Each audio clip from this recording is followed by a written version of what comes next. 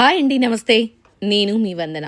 ఈరోజు స్పెషల్ ఆలుగడ్డ సాబుదానా పాపడాలండి. మంచిగా క్రిస్పీగా వస్తాయి, కరకరలాడుతూ ఉంటాయి.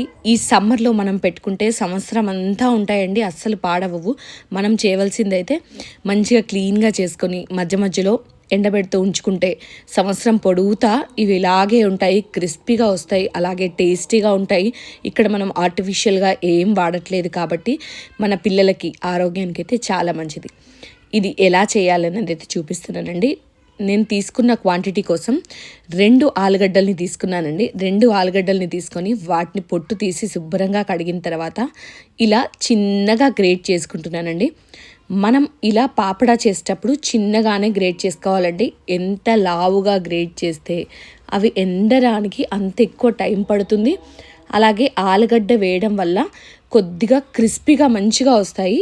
కానీ లావుగా ఉంటే మధ్య మధ్యలో ఎండబెట్టడం మర్చిపోతే కనుక ఇవి బూజు వచ్చేస్తాయండి. అలా కాకుండా ఉండడానికి మంచిగా ఫైన్గా ఇలా గ్రేట్ చేసుకొని ఒక 2 సార్లు వాటర్లో కడిగి తీసి పక్కన పెట్టేసుకోండి. ఇలా వాటర్లో కడగడం వల్ల ఎక్స్ట్రాగా ఉన్న స్టార్చ్ అంతా వెళ్ళిపోయి మంచిగా క్రిస్పీగా వస్తాయి అన్నమాట. ఇప్పుడు ఒక గ్రైండర్ పాత్ర తీసుకొని దాంట్లో నేను 3/4 కప్పు సన్న సాబుదానాన్ని వేసుకుంటున్నానండి. మీకు కనుక లావు దొరికినా అది కూడా వేసుకోవచ్చు, లేదు అంటే రోస్ట్ చేసిన తర్వాత కూడా సాబుదానాన్ని వేసుకోవచ్చండి. నేనైతే డైరెక్ట్గా వేసి దాన్ని మెత్తటి పొడిలాగా అయితే చేసుకున్నాను అనమాట. ఇలా మెత్తగా పొడి చేసుకుంటే మనకు బాగా వస్తాయి పాపడాలు, అలాగే సాఫ్ట్నెస్ కూడా మంచిగా వస్తుందన్నమాట. ఇప్పుడు స్టవ్ ఆన్ చేసి కడాయి పెట్టి నేను తీసుకున్న ఆలుగడ్డ అలాగే సాబుదానా మిక్స్చర్ని 1 కప్పు లాగా మెజర్ చేసేసుకొని దీనికి 5 కప్పుల వాటర్ని అయితే నేను యాడ్ చేసుకుంటున్నానండి. ఇలా 5 కప్పుల నీటిలో కొద్దిగా ఉప్పులా వేసి ఆ ఉప్పు కరిగిన తర్వాత అంతా కలిపేసుకొని ముందుగా మనము గ్రేట్ చేసి వాష్ చేసి పెట్టుకున్న ఆలుగడ్డని ఇందులో వేసేసుకోవాలండి. ఆలుగడ్డ అంతా వేసి మంచిగా కలిపేసిన తర్వాత ఒక 2 మినిట్స్ అలాగే ఉంచేసుకోవాలండి. అప్పుడు ఆలుగడ్డ మిశ్రమం కాస్త ఉడుకుతుందండి. ఇలా ముద్దలు కట్టకుండా చూసుకుంటూ అంతా కలిపేసుకొని ఇలా ఒక 2 సార్లు నీళ్ళు మరిగింది అని మనకు అనిపించినప్పుడు ముందుగా మనము గ్రైండ్ చేసి పెట్టుకున్న సాబుదానా పొడినైతే ఇందులో వేసేసుకోవాలండి. కన్సిస్టెన్సీ చూసుకొని వేసేసుకోండి అంతే.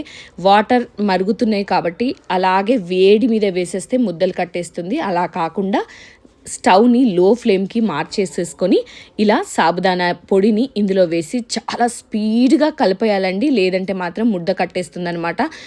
చాలా స్పీడ్గా, ఎంత స్పీడ్గా మీకు వీలైతే అంత స్పీడ్గా దీన్ని కలిపేసుకోవాలి. ఇలా ఒక 2 నిమిషాలు గట్టిగా మనము దీన్ని అంతా పర్ఫెక్ట్గా కలిసిపోతుందండి.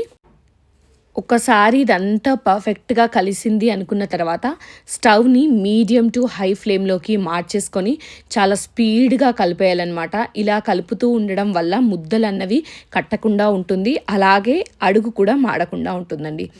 ఇప్పుడు నేను ఒక 3 ఎండుమిరపకాయల్ని ఇలా మనకు చిల్లీ ఫ్లేక్స్ ఉంటాయి కదా అలా చేసుకున్నానండి, లేదంటే మీరు డైరెక్ట్గా చిల్లీ ఫ్లేక్స్ కూడా వేసేసుకోవచ్చు.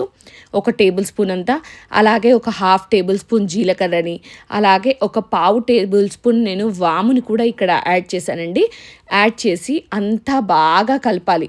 మనకు అడుగు అన్నది మాడకుండా చూసుకోవాలి, అలాగే కన్సిస్టెన్సీ కూడా చూసుకుంటూ ఉండండి. బాగా చిక్కబడితే మళ్ళీ వడియాలు రావు, అలాగని నీళ్ళలాగా ఉన్నా కూడా మనం వడియాలు అయితే పెట్టుకోలేమన్నమాట. కన్సిస్టెన్సీ కరెక్ట్గా సరిపోయేంత వరకు కలిపేసుకోవాలి. నేను వాడిన గిన్నె ఏంటంటే ఇండస్ వ్యాలీది, మందం ఎక్కువగా ఉంటుంది కాబట్టి హీట్ చాలాసేపు ఆపుతుందండి.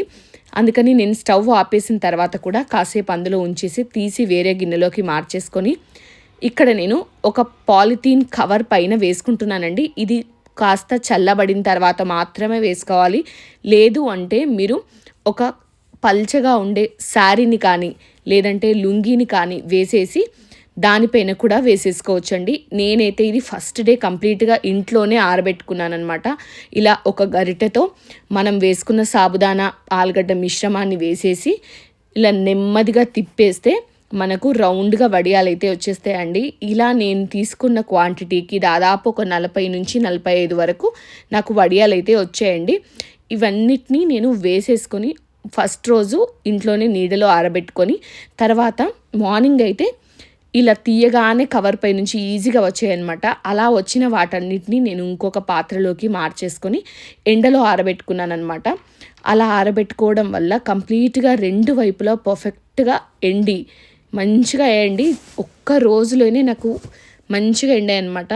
కరెక్ట్గా మనం ఎండాకాలం కనుక పెట్టుకుంటే ఒకటే రోజు వచ్చేస్తుందండి. ఇప్పుడు కూడా ఎండలు చాలా ఉన్నాయి కాబట్టి ఈజీగా ఎండిపోతాయి అన్నమాట. చూసారా ఎంత బాగా ఎండాయి అని.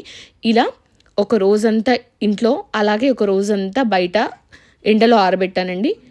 మంచిగా ఎండిన తర్వాత వీటిని తీసి ఒక ఎయిర్ టైట్ కంటైనర్లో పెట్టేసుకోవచ్చు. సంవత్సరం అంతా వాడుకోవచ్చండి. ఇప్పుడు వీటిని నేను వేయించి కూడా చూపిస్తున్నాను. స్టవ్ ఆన్ చేసి కడాయి పెట్టేసి దాంట్లో పాపడాలు వేయించడానికి సరిపడా ఆయిల్ని వేసేసుకొని ఆయిల్ మంచిగా హీట్ అయిన తర్వాత పాపడా వేసానండి.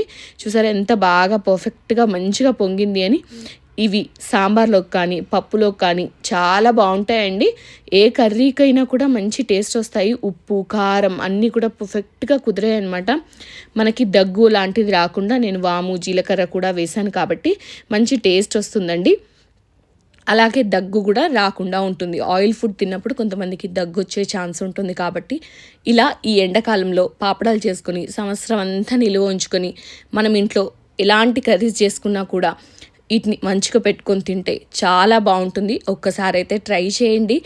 ఎలా ఉంది అన్నది నాకైతే కమెంట్ చేసి చెప్పండి. వీడియో నచ్చితే లైక్ చేయండి, షేర్ చేయండి. అలాగే మన ఛానల్ని సబ్స్క్రైబ్ చేయడం మాత్రం అస్సలు మర్చిపోవద్దు. ఎందుకంటే మీరు చేసే సపోర్టే నాకు మంచి మోటివేషన్లా ఉంటుంది. Thanks for watching.